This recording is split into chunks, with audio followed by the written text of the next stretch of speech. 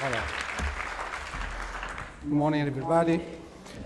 My name is Dr. Simoncini, Tullio Simoncini, and I come from Rome, Italy. I'm an oncologist. The biggest problem, in my opinion, in the world is the idea that is wrong. All the genetics, molecules, receptors, intracellular processes are just an illusion. It is about 100 years that scientists and researchers tell this strange story, this mystery. We can explain everything with these concepts, but we don't get rid of anything. About 9 million people, patients dying from cancer per year, are the big proof that the actual oncology is completely failed. Why? There is all the system that is built just to pursue chemical therapies. And nobody cares about the real cause of cancer. But if you just think about the cancer, what is a cancer? Everybody speaks about cancer. And everybody is used to think of cancer about enzymes, cells, or molecules, phosphatase, kinase. What are they? Nobody knows. But if you enter into the organism and you are careful to see what is inside the organism when there is a cancer, you always find that is white. All the scientists find in the oncologic world the Candida species infection in cancer patients. When they die, they are all invaded by the fungi, but nobody wonders that this is the only microorganism present in cancer patients. Persistent. You always find the fungus in cancer patients. So the oncologists and scientists say because the cancer invades the organism, it gets weak, and the Candida, that is opportunistic, invade the organism. On the contrary, I say that the Candida enters to the organism, makes the cancer, destroy the organism, and explodes everywhere. And moreover, what is a cancer? It's a mass. But when you say tumor, you say just something that you are describing exteriorly. You don't say the cause. But what does it cause, this tumor? This is the problem. This is a mass because this is an infection that is quite different from the bacterial infection. And this is the problem of the researchers. This is like a solid abscess. If an infection is made by Streptococcus, Staphylococcus, you see the abscess, the liquid inside. But every element is separated, so they don't produce a mass. Fungi, they gather, they join, they make a big colony, and the reaction to defend itself, of the organism to defend itself makes the cancer, the tumor. So it is a solid abscess. But not all infections are bacteria. There are also the fungi. Viruses, smaller. Fungi, bigger. And fungi are the connecting point from the microorganism and the animals. So they can enter in a body like microorganisms, and they can aggregate once they are inside, and they can build a big mass that has the power of an animal. The first thing is the ideology, the theory, the subject that is false. We have to abandon completely the theory of genetics on cancer. But that involves that all the chemical industries now, all the researchers, they smash down. That's why we have to fight all the days against a failed system, oppressive system, because the system tries to continue. This is a problem of interest, power, and so on. But people continue to die, so something has to be done. Today, the official oncology have no subject because they have a million of hypotheses never demonstrated. Also, the alternative people try to help people with supplements, with whatever, vitamins, but there is no a leading idea. Now you have to know, I want to finish. Take a look to another point of view on cancer. Notice the testimonies and beware of official therapies, because most of the time they can just kill people. Dr. Tullio Simoncini is an oncologist from Rome, Italy. He believes that cancer is caused by a fungus called Candida albicans and treats it with sodium bicarbonate or baking soda. His rate of success is very encouraging, and many doctors in Europe are already adopting his protocols and therapy. Dr. Simoncini believes that also skin cancers are caused by the same fungus and treats them with iodine titer at a 7% solution. The same goes for psoriasis as well. Under the assumption that cancer is caused by this fungus, any kind of surgery, including biopsies, is to be avoided whenever possible, as it creates an opportunity for some of the colony members to escape into the bloodstream and nest elsewhere in the body, becoming a potential source for future metastases. Following are a few video testimonies from some of Dr. Simoncini's patients from all over the world. Gennaro Sangermano is the first patient ever cured by Dr. Simoncini with sodium bicarbonate. In 1983 he was diagnosed with lung cancer and was given a life expectancy of 6-7 months at best. In April 2006, 23 years later, he gave this interview. Buonasera. Buonasera, io mi chiamo Massimo. Mi sembra di parlare con una persona molto fortunata, mi sembra di capire, giusto? Sì, molto fortunato, veramente. Perché gli pensi... Molto fortunato, ma grazie a Dio, dottore Simoncini. Sono incontrato con fortuna perché mi aveva detto che ne fa un altro ricovero. Perché la macchia si stava allargando quando sono andato alla visita. E dopo c'era piano appuntamento pure là, sono andato all'accettazione, e dopo sono incontrato il dottore Simoncini perché sapeva dove stava. E ha detto vieni da me, sono andato con la cura che mi ha dato lui, con grazia di Dio. E ci ha messo, mi diceva la moglie, ci ha messo 8-9 mesi a guarire? Sì, oltre 9 mesi. Però se n'è andato via tutto il tumore? Sì, per grazia di Dio, sì, che hanno ritrovato che è andato via. Non credono, però a me è andato bene. Lei è lì, infatti dice... Ecco, perché mi hanno detto che c'aveva 6-7 mesi di vita addirittura. Lei non ha fatto nessun'altra cura insieme a Simoncini, cioè lei è sicuro che l'ha guarita questa cosa qua? Sì. Non ha fatto nient'altro? La cura di Simoncini altri non sono andati. Adesso solo che qui qualche raffreddore, la febbre, vanno a un altro medico. Vabbè, chiaro, normale. Allora, comunque la cura là non l'ha fatta solo lui. Non ha fatto nient'altro insieme? No.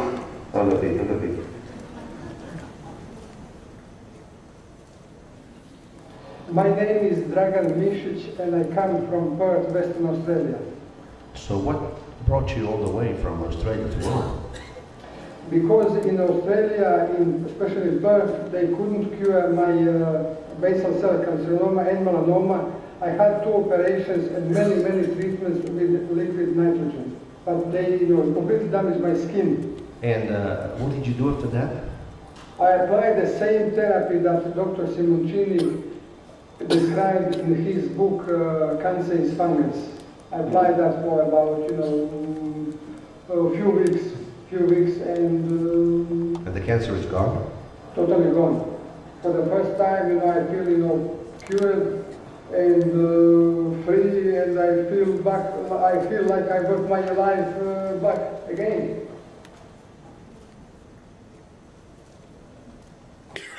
Io mi chiamo Annalisa e nel 2002 ho avuto questo tumore al cervello. In 2002, Annalisa Grillo was diagnosed with a brain tumor called astrocytoma. She underwent surgery, followed by chemo and radio cycles, only to see a relapse in 2006. The consequences of the second surgery were even worse. La seconda operazione che mi ha lasciato paralizzata per metà corpo mi hanno portato a questo. Quindi mio marito Massimo si è dedicato ad altri tipi di medicina. E tra le varie possibili ho creduto di iniziare quella del dottor Simoncini, una cura a base di sodio bicarbonato endovena. After 4 cycles of sodium bicarbonate, the RMI test showed a small reduction in the tumoral mass. Dopo un po' di tempo, qualche mese più o meno, si sono verificati i primi risultati positivi. A second set of 4 cycles reduced the mass of the tumor even further. The last 14 cycles, between March and August 2007, managed to clear the tumor completely. La quale cura ha portato alla totale regressione della lesione, permanendo ad oggi soltanto un piccolo esito di tipo cicatriziale postumo dell'intervento.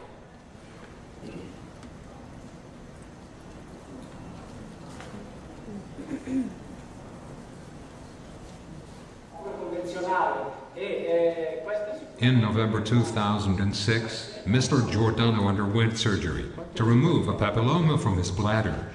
In March 2007, the cancer had returned. But this time, Mr. Giordano refused surgery and tried Dr. Simoncini's therapy instead. Dopo la terapia del dottor Simoncini, al controllo, dopo 4 mesi dall'ultimo controllo che avevo fatto, non mi hanno trovato più niente, la vescica era libera. In 2002, Alessandro found he had a melanoma on his neck. Instead of undergoing surgery, he tried the iodine titer applications under the direction of Dr. Simoncini. Però so che un giorno è saltato via, è rimasta la pelle bella nuova sotto, niente, è saltato via tutto, non c'è più niente. Il melanoma era saltato via, basta. Sì. Same story for Gemma, who had a basalioma on her chest and cured it with the same procedure. Una dimostrazione come dovevo spennellare con la tintura di iodio, io ho capito perfettamente, ho continuato e tempo 2 mesi, come c'era scritto nel libro, è andato via. American patients who choose to follow Dr. Simoncini therapy seem to find a different set of problems. In 2004, Patricia Gordon found out she had cancer. They told me I had lymphoma. She set up an immediate an appointment to have the top palate of my mouth removed. And they Patricia refused to undergo surgery and started a long quest for a different solution, going from doctor to doctor. They were going to administer. But it was all in vain, and after 3 years she realized she was just going around in circles. Over $2,000 for a PET scan. And it showed up a mass in my lung, my right lung, about the size of a medium potato. In the lung? In the right lung, yes. By this time, there was a tumor that started growing up around my right eye. And it basically was forcing my eyeball out to the right side of my head. So how did you find out about Dr. Simoncini? I heard this radio show. It was the Robert Scott Bell radio show. He talked about his alternative treatments and how the success rate was so great. And so when I went to the website, I immediately saw this is exactly what was happening to me, because I experienced the white tumors coming down from the roof of my mouth, and I got a hold of Dr. Simoncini. Patricia flew to Rome to see Dr. Simoncini. He immediately knew what it was. There was no hesitation on his part. He was very professional, very positive. He started doing injections not only around my eye, but under my chin. Injections of what exactly? The sodium baking soda, or sodium bicarbonate. Right. Because a tumor, it's still here to a certain degree. But anyway, he injected those areas. So you also did injections on the eyelid? All around. All around. All around. And he would inject it, and then he would fill up the vial at least 3 times, flood the area. I mean, I looked like a little balloon, a lopsided balloon by the time he got done. But I could tell that it was something positive. And so I was getting immediate results, which I had to come back home after the month, continued injecting myself with solutions, and finally it started to go down. And it doesn't mean that I don't have cancer elsewhere, which I need treatment for. And hopefully I can, through this seminar, find somebody. What would you say is needed at this point? What should happen according to your... Well, it would be nice to have a clinic that would be able to honor this. Of course, all you're doing is a metabolic balancing. You're not calling it cancer treatment. But in the meantime, what gave you the strength to continue on your own like that? Because he was so positive and aggressive, and I knew I had to continue, I learned to do the injections myself. So I've actually done them in the roof of my mouth. I've done them all around my eye. Wow. By yourself? By myself. I had to learn because nobody would even touch me. Even my dentist wouldn't even return my calls when asked for help. I couldn't get help anywhere. Everybody's afraid. Right. So I thought, if I don't take this in my own hands, I won't survive.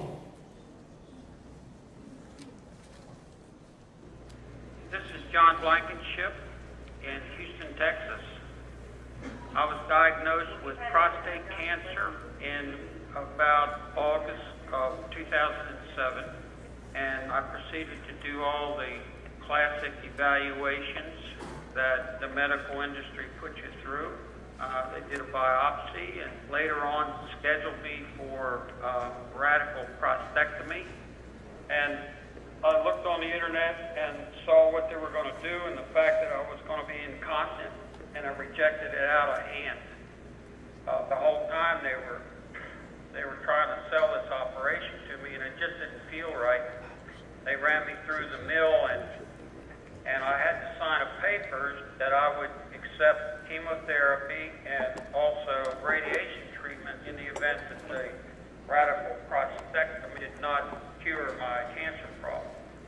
Sometime in early January, I was on the internet and I came across Dr. Tullio Simoncini's website, and I was amazed at the protocol that he suggested, and also I was amazed by his belief that cancer was a fungus. I read over and over and over it, and it just made sense to me. And toward the end of January, I called him and made arrangements to go to Rome for treatment. And I arrived Rome on the 1st of February, and on Monday, on the 4th of February, we put a catheter in. I did 8 bicarbonate of soda treatments over there. It took about an hour for treatment. And the only effects that I had the last 2 days of the treatment, I got a little bit weak, but he gave me 8 treatments. So I flew back to the United States with the catheter in place, and 10 days later, my wife had been taught how to do the infusion and started on a treatment schedule of 6 days of infusions and then 6 days off for rest. And we did 4 or 5 of these cycles. I just took on Tuesday, the 26th of August 2008, a ultrasound examination of my prostate, the doctor, I consulted with him, and he said he couldn't find anything. He wrote a report to that effect, and I faxed the report to Dr. Simoncini today, and he was delighted with the results. He said it's all gone. So, according to this ultrasound scan, your cancer is gone. Yes, sir. Can you believe that? I absolutely believe it. I believe everything that Dr. Simoncini says. He's a genius. He's a Renaissance man. So, even before you found out about Simoncini, it seems to me like the real turning point was when you rejected the Orthodox process. Is that correct? I rejected it out of hand because I knew that as soon as they started cutting on it, those little cells were going to run all over my body, and 6 months later they were going to be popping up and gross all over my body, and I knew that. Because the fungus starts to run and hide, and it finds the best place to hide and receive nutrition. And his treatment sort of kills all of that because there's an overabundance of sodium bicarbonate in the treatment, and it's totally, while you're being treated, your blood is becoming saturated with it. So it kills the fungus en route to wherever it's going. So it not only kills the fungus at the tumor, all the fungus that gets away is killed in the after the... Are you a doctor, John? No. No. I can read and I can understand, and no one else has made sense to me except Dr. Simoncini.